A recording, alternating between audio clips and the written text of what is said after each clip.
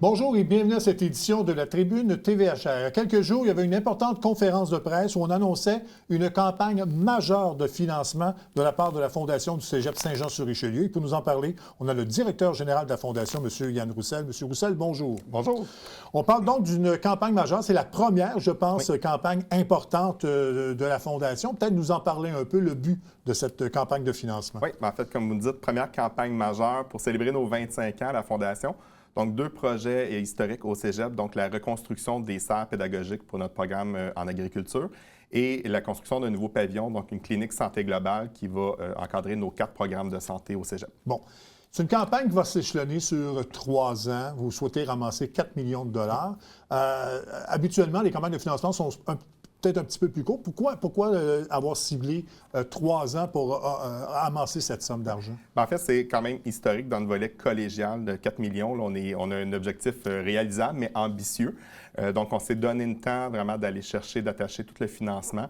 Il faut savoir que dans les 25 dernières années, la Fondation a remis un petit peu plus de 4 millions. Et là, on se donne le mandat là, de 2025 à 2027 d'attacher 4 millions supplémentaires, ce qui n'est pas rien. Donc, on s'est donné vraiment 3 ans pour aller le chercher, étant donné aussi que les serres vont avoir lieu cet été, mais le projet de clinique va débuter à l'automne, normalement jusqu'en 2028.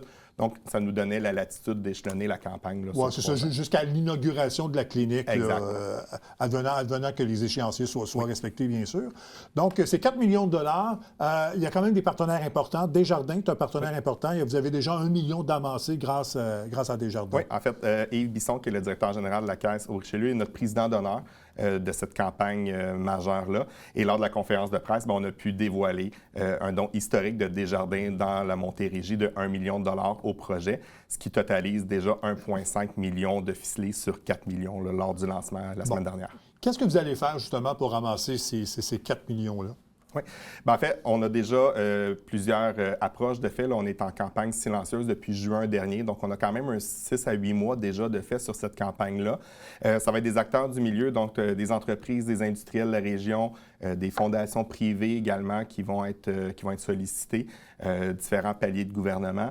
Et l'interne du Cégep aussi est sollicité. On a d'ailleurs annoncé à la conférence de presse là, un engagement de l'Association des étudiants et des étudiantes du Cégep là, qui a annoncé 300 000 sur 5 ans dans cette campagne-là. Donc, ça vient un peu solidifier cette campagne-là et l'attachement interne de la communauté. Là. Bon. Comment on vous a approché? Donc, comment c'est venu? Parce que généralement, la Fondation vient en aide aux étudiants avec des activités. Là, ça touche les étudiants, mais aussi la gestion du Cégep de Saint-Jean de ces projets-là. Comment s'est fait l'approche et la mise en place de cette campagne de financement? En fait, il faut savoir qu'on avait fait une étude pré-campagne déjà en 2021 pour la possibilité d'avoir là, des nouvelles installations, parce qu'on est en déficit d'espace au Cégep depuis plusieurs années.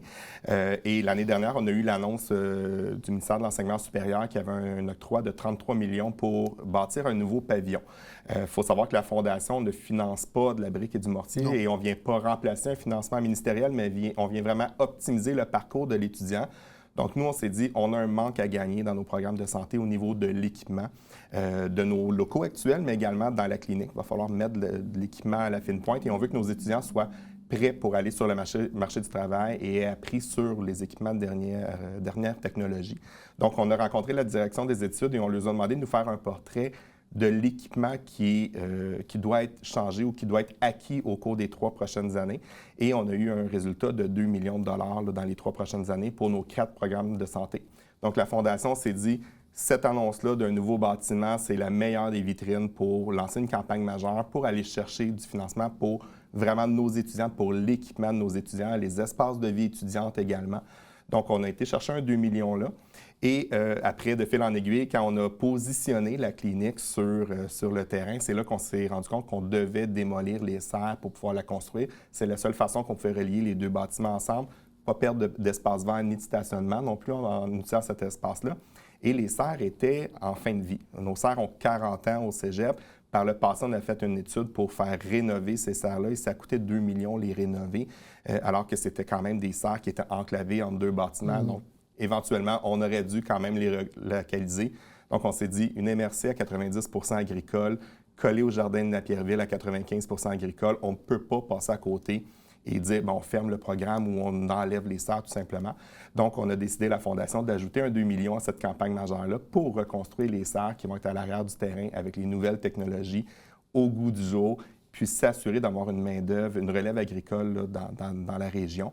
C'est un projet qui est chiffré à 2,5 millions pour la reconstruction à neuf. Ça inclut également la rénovation d'un petit pavillon qui était sur le terrain pour en faire une salle de classe dédiée au programme de GTA qui sera adjacente aux classes, aux serres, donc pour un peu aussi pallier au déficit d'espace. Donc, 2,5 millions. Le cégep a été capable de dégager un demi-million pour couvrir tout ce qui est infrastructure, plans et devis. Donc, nous, on s'est donné le mandat d'aller chercher un 2 millions pour les serres et un 2 millions pour la clinique, ce qui totalise notre 4 millions. Et la direction du cégep, là, par des subventions gouvernementales, je pense que ça fait partie du PTI, je pense, oui. Les programmes en question. Donc, tout ça mis ensemble, on va pouvoir récolter l'argent nécessaire pour mettre de l'avant ces deux projets-là. Exact. Donc, c'est une grosse collaboration, une belle collaboration avec le cégep, avec les étudiants aussi, avec les acteurs du milieu, pour que les serres voient le jour. Les serres vont voir le jour à l'été 2026. Bon. On parlait donc que c'est une campagne majeure. Vous en faites des campagnes de financement. Pourquoi ce genre de campagne-là n'est pas arrivé avant pour des besoins spécifiques au cégep de Saint-Jean? Bien, en fait, comme je disais tout à l'heure, c'est que la Fondation, on vient optimiser le parcours de l'étudiant et on vient ajouter à ce que le ministère fait. Donc, on attendait d'avoir le momentum pour pouvoir lancer cette campagne-là, d'où l'étude pré-campagne qu'on a faite en 2021. Et c'est ce qui a permis aussi de cocher toutes les cases au ministère pour la clinique. Donc, le cégep était prêt, le cégep était en bonne situation financière, elle faisait une très bonne gestion des fonds. On avait les plans et devis prêts, toutes les cases étaient cochées et on a ajouté en plus dans la case que la Fondation avait fait une étude pré-campagne. Le moment était favorable pour aller chercher des dons supplémentaires pour l'équipement et on était prêt. Donc, on attendait vraiment que toutes les cases soient cochées pour pouvoir la lancer et on a eu ce momentum-là l'année passée. Bon. Donc, l'argent qui sera récolté, est-ce que ce sera par le biais de spectacles, de dons des gens, une campagne de sollicitation? Comment vous souhaitez donc atteindre le 4 millions? Le 4 millions, la campagne majeure, c'est vraiment une campagne 100% philanthropique. Donc, on travaille vraiment avec des partenaires qui vont faire des dons, des promesses de dons annuels ou pluriannuels. Donc, on travaille avec des dons uniques, 3 ans, 5 ans. Donc, il va vraiment être dédié. Parce que parallèlement à ça, on a notre campagne annuelle qui continue de rouler. Parce que, comme on dit à chacun de nos partenaires, ce qu'on demande, c'est un effort supplémentaire pour une campagne historique. Donc, nos besoins des étudiants demeurent. Le demi-million qu'on investit auprès des étudiants année après année demeure. Donc, on veut atteindre ces mêmes objectifs-là. Donc, nos moyens de financement, le spectacle, les soirées golf, soirées gastronomiques, restent pour notre campagne annuelle. De même que les projets de commandite, etc. Là, on est vraiment dans une campagne 100% philanthropique là, de dons pour atteindre notre 4 millions. Donc, c'est ça. Donc des gens d'affaires, des entreprises qui aimeraient donc aider justement le cégep, ça va se faire. C'est vraiment là, un investissement dans la communauté. On est chanceux à Saint-Jean d'avoir une institution d'enseignement supérieur. Donc, c'est des entreprises ou des citoyens qui veulent investir pour former la relève entrepreneuriale, là, dans la relève en santé, la relève agricole, là, qui va être après ça au bénéfice de tous les citoyens, mais aussi des employés de la région. Clinique Santé Globale, on parle au 3e étage qu'il va y avoir aussi une clinique ouverte à l'année. Donc, c'est une clinique de proximité pour les employés des entreprises de la région aussi. Parlons un peu, donc, parlons plus globalement du rôle de la Fondation Cégep de Saint-Jean. Vous dites que vous venez en aide donc, aux étudiants, mais peut-être parler un peu de ce que vous faites concrètement. Oui. Donc, la Fondation, on est bien sûr un organisme de bienfaisance. La particularité, c'est que notre bénéficiaire ultime est la communauté étudiante. Donc, tous les dons ou les fonds qu'on ramasse, c'est vraiment au bénéfice des étudiantes et des étudiants. Et ça va passer là, de programmes de bourse d'études. Donc, on parle d'un 125 000 par année qu'on remet, de l'aide financière, de l'aide alimentaire qu'on va donner aux étudiants. Tout ce qui est les projets étudiants dans le cadre d'un cours, des sorties au musée, des simulations à l'Assemblée nationale, c'est des choses qu'on va financer. De l'achat d'équipements, on en a le meilleur exemple avec la campagne majeure qui est vraiment en équipement spécialisé. Mais on va également soutenir tout ce qui est le parascolaire, donc tout le socioculturel, que ce soit les troupes de théâtre, d'improvisation, de danse, de chant, tout le volet sportif. On pense souvent aux géants avec nos équipes de football, mais les géants, c'est 11 équipes sportives, donc le soccer, le volleyball, le basket, le flag football. Donc, on va soutenir toutes les facettes de la vie étudiante pour s'assurer que nos étudiants aient envie de rentrer au cégep le lundi matin, puis aient toutes les conditions favorables pour poursuivre et terminer leurs études. Oui, et tout ça, là, ça aide au décrochage scolaire. Oui. Parce que quand on fournit un environnement sain à l'intérieur, que ce soit à l'école secondaire ou au cégep particulièrement, bien, si ces étudiants-là sont attirés par ces activités-là, bien, ils n'auront pas le choix d'avoir de bonnes notes au cégep là, et de vouloir y étudier. Exact. On est là vraiment, là, on travaille sur la persévérance scolaire, la réussite éducative. Ce qu'on veut, c'est que nos étudiantes et nos étudiants passent à travers leur parcours collégial. S'ils sont en technique, qu'ils soient prêts à rentrer sur le marché du travail. S'ils sont en programme préuniversitaire, mais qu'ils soient prêts à transférer à l'université. Est-ce que les besoins ont augmenté au fil des ans? Oui. Oui, particulièrement tout ce qui est aide financière, aide alimentaire, les programmes de bourse, c'est en croissance. Là, les demandes sont en très grande augmentation. Parce que ça, l'aide alimentaire, ça me touche. Il y a vraiment là, des besoins de plus en plus criants en aide alimentaire pour les gens du cégep. Oui, effectivement, les étudiants, on a plusieurs étudiants qui sont en appartement, qui ne sont pas nécessairement chez leurs parents. On a des mères, pères monoparentales avec des enfants à charge. Donc, d'année en année, la Fondation, on a la campagne Noël sans fin dans le temps des fêtes. Et on redonne au cégep là, des sommes en début d'année pour couvrir toute l'année avec des bons d'épicerie. Ce qu'on essaie de faire, c'est toujours de l'encadrement pour que ce soit de l'aide temporaire. On a l'équipe de l'aide financière du cégep accompagne les étudiants pour essayer de les aider à restructurer un petit peu le budget. Moi, quand je suis arrivé en 2023, on donnait environ 20 000 par année à l'aide alimentaire et cette année, on a donné 35 000. Quand même. Hein. Et on arrive à la fin de l'année et on a besoin de renflouer les coffres. Là. Bon. Donc, ça prend de l'argent. Oui. Vous organisez des activités. Peut-être nous parlons un peu de ce que vous faites dans l'année là, pour amasser ces sommes-là pour aider ces étudiants-là. Dans la campagne annuelle, on a toujours 3 événements bénéfices vraiment à la Fondation, qui est notre soirée Prestige à l'automne, qui est une soirée gastronomique, qui est un peu plus concept VIP. Là, il y a 100-120 personnes. On a toujours notre spectacle qui était cette année avec Patrick Groux avant les fêtes.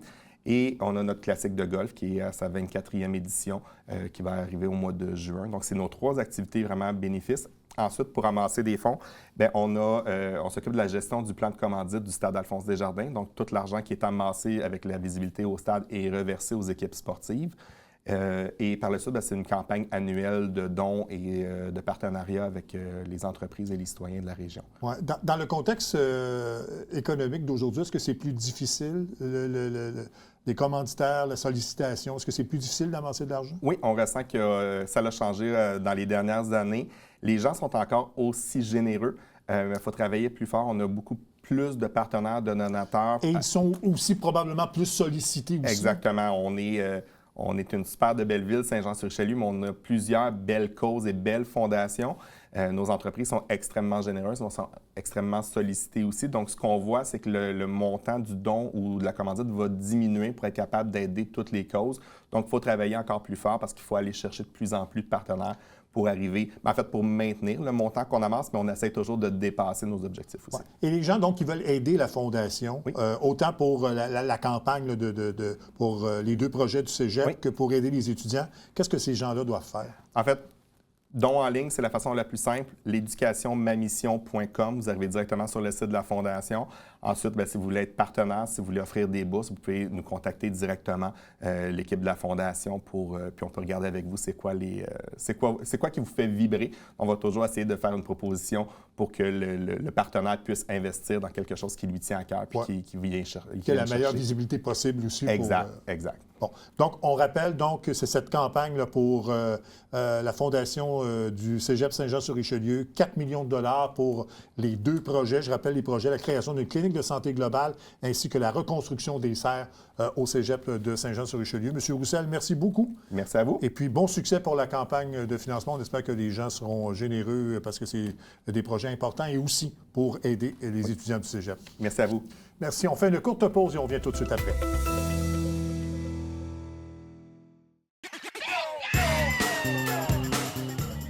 Le temps adepte du bingo, Télébingo vous permet de jouer dans le confort de votre foyer. 4 500 $ en prix à gagner. Et pour ce faire, vous devez vous procurer un livret comme celui-ci au coût de 9,50 $ chez l'un de nos détaillants, dont la liste apparaît sur notre site internet tvhr9.com. Donc, c'est un rendez-vous dimanche matin 9h30. Télébingo.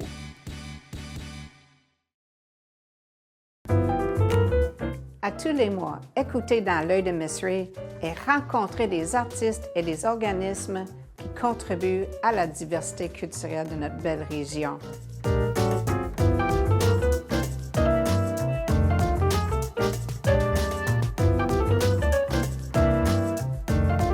Ensemble, nous gardons l'art vivant. À tous les lundis, 18h30, sur les ondes de TVHR.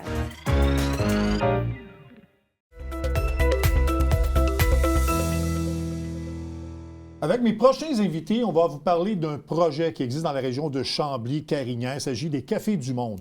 Pour nous en parler, on a Mme Kana Yokoo, qui est chargée de projet à Intégration Compétences, et Étienne Gévry-Boucher, qui est conseiller en développement interculturel également pour Intégration Compétences. Bonjour. Bonjour. Bon, Intégration Compétences qui organise donc ces Cafés du Monde. Peut-être nous parler un peu d'abord de ce que c'est, justement, ces projets-là. Je parlais de Chambly-Carignan, mais on retrouve ça aussi à Saint-Césaire. Oui.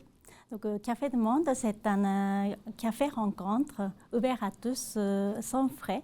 Donc, l'objectif de la rencontre, c'est de se rencontrer et se discuter et partager l'expérience de chaque personne et tout simplement passer un bon moment autour d'un café et quelques viennoiseries. Donc, c'est une façon, je pense, d'intégrer les personnes immigrantes à la société, de se connaître. Ça permet peut-être à des gens comme nous de connaître un peu leur réalité aussi. Là. Donc, c'est un peu ça, là, les Cafés du Monde. Exactement. Bien, pour ceux et celles qui ne connaissent pas Intégration Compétences, dans le fond, on est un organisme qui travaille en immigration, entre autres. Donc, c'est effectivement un bon moteur d'intégration puis d'adaptation que d'avoir des occasions comme ça de rencontrer, oui, des personnes nées au Québec, mais aussi d'autres personnes issues de l'immigration qui vivent peut-être des défis similaires. Donc, ça fait du bien de sentir ce lien-là. Ouais. Puis, effectivement, pour des gens qui sont nés ici ou qui sont ici depuis longtemps, c'est pas toujours évident de savoir où est-ce qu'on peut tisser des liens avec des personnes immigrantes. On va peut-être en croiser à l'épicerie, mais c'est peut-être pas le bon moment pour aller en profondeur dans les grandes discussions. Donc, le Café du Monde sert à ça aussi, donc permettre à la curiosité des gens d'ici donc de trouver sa place, finalement. C'est ça. Parce que l'organisme va s'occuper d'un aspect plus précis de l'immigration, mais les Cafés du Monde, c'est vraiment là, pour intégrer ces personnes-là dans la société, pour que les gens puissent, en fait, s'arrimer ensemble et vivre ensemble dans la société. Exactement. Bien, c'est ça, le vivre ensemble, on en parle beaucoup, mais comment concrètement ça se passe? Ça prend des endroits, des moments, des occasions pour que ces rencontres-là se fassent. Parce que dans le quotidien, c'est pas toujours évident. Puis, effectivement, le Café du Monde peut aider à ce niveau-là. Je dirais que c'est aussi une occasion pour les gens de pratiquer le français. Dans plusieurs cas, on a beaucoup d'étudiants en francisation qui viennent avec leur classe. On a une bonne entente avec les professeurs aussi de la région. Puis, ça leur permet de pratiquer le français, mais dans un cadre qui est moins rigide aussi que leur cours habituel. Ouais. Ouais. Donc, il y a eu donc quelques rencontres. Comment ça s'est passé jusqu'à maintenant? Oui, donc nous avons commencé notre rencontre en mai 2024, d'abord dans notre bureau de Chambly et Beloeil. Par la suite, l'année suivante, on avait épandu à la ville de Saint-Césaire en collaboration avec CAB, donc Centre Action Bénévole de Saint-Césaire. Et puis par la suite, en 2026, nous avons été invités par la ville de Carignan et pour faire quelques séances à la maison de génération de Ginette Grenier. Et donc ça se passe très bien jusqu'à maintenant, ça développe très bien. Oui, c'est ça. Et puis oui, il y a plus en plus de participants qui viennent. Oui, il y en a un qui s'en vient, je pense, le 17 mars. Là, et je pense que vous attendez cette soirée-là là, avec...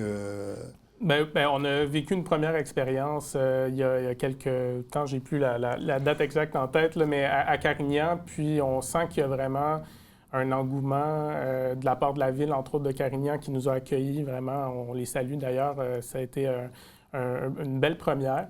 Puis là, on veut bâtir sur cette première expérience-là à Carignan, à la Maison des Générations, en espérant attirer plus de monde de Carignan, parce que là, on a eu quand même peut-être 4-5 personnes qu'on a pu identifier là, de Carignan, des gens de la communauté, mais on a eu beaucoup de gens de Chambly, d'autres villes autour.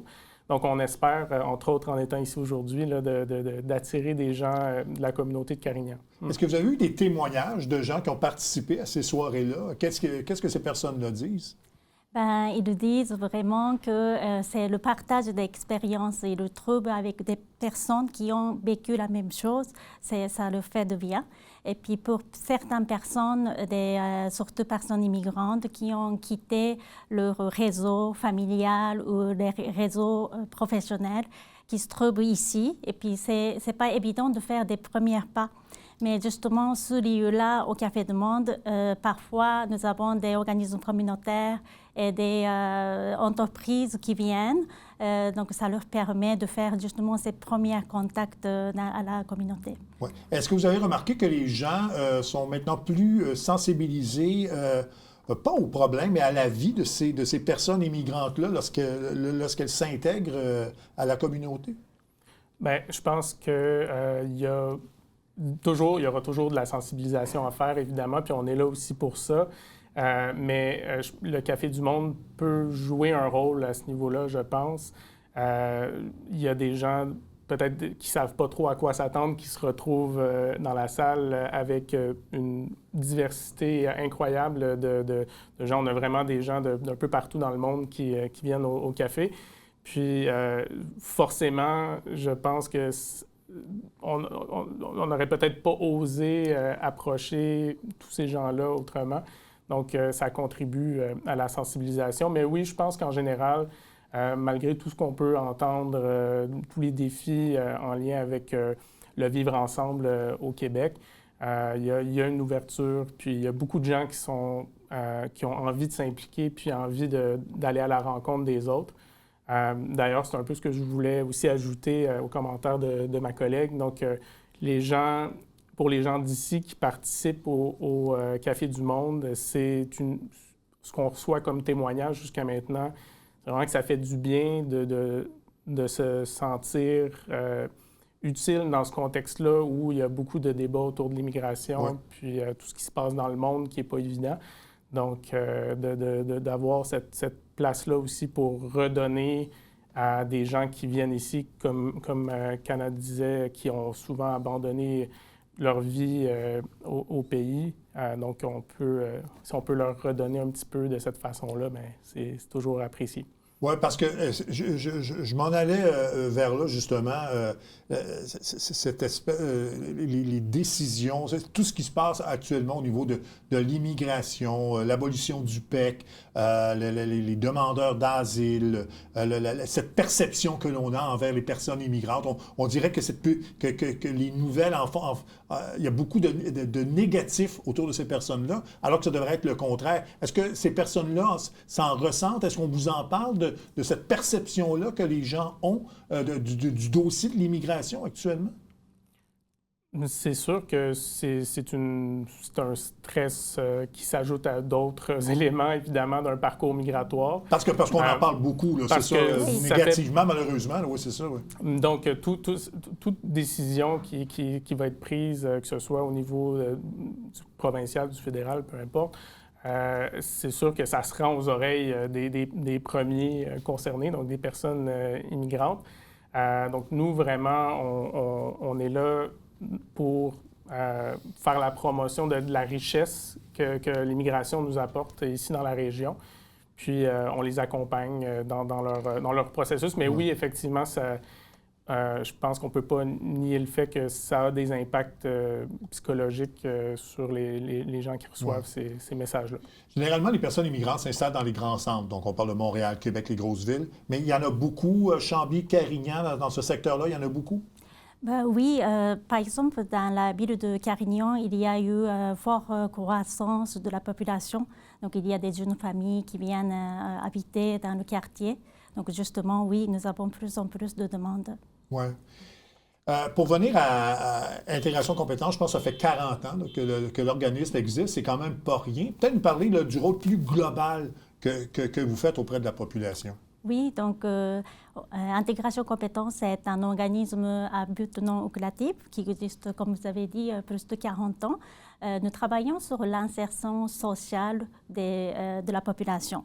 Donc, nous offrons des services d'accompagnement individuel adaptés à chaque personne. Donc, nous travaillons sur l'employabilité et la jeunesse et aussi pour l'intégration et l'installation des personnes immigrantes. C'est ça. Je pense que vous avez 2 bureaux à Belleuil, mais aussi à Chambly, pour couvrir notre secteur. Donc, je pense que vous faites affaire avec des organismes, les écoles. Vous avez parlé que les Cafés du Monde étaient très populaires au niveau des classes de francisation. Est-ce que vous avez l'intention, parce que je sais qu'il y a quelques dates que vous pourrez aller voir sur le site Internet de l'organisme, mais est-ce que vous avez l'intention de prolonger cette expérience-là et peut-être de développer d'autres choses qui pourraient aider les gens à s'intégrer? On est toujours en développement, c'est certain. On a une équipe très soudée puis active qui a de l'imagination, de la créativité. Donc oui, je pense que le Café du Monde, ça fait déjà plus d'1 an que ça dure, mais même bientôt 2 ans. Donc on sait que ça a un impact positif. Donc forcément, on va continuer dans cette direction-là. C'est un projet qui prend de l'ampleur aussi. Donc, à Saint-Césaire, entre autres, on a développé une autre extension dans la région. Puis, on a des projets de jumelage interculturel. On a un projet en ce moment aussi qui s'appelle le Hackathon interculturel, où on invite les gens de la région à arriver avec des idées innovantes là, pour justement favoriser le vivre ensemble dans la communauté. Donc, ce n'est pas les projets qui manquent, ça c'est certain. Bien, merci beaucoup d'être venu nous en parler. Donc, on invite les gens pour les dates des Cafés du Monde là, à aller sur votre site Internet. Je pense que le prochain, c'est le 17 mars là, à la Maison des Générations. Merci beaucoup. Merci. Ça fait plaisir. Ça complète cette édition de la Tribune TVHR. J'espère que ça vous a plu, mesdames et messieurs. À la prochaine. Au revoir.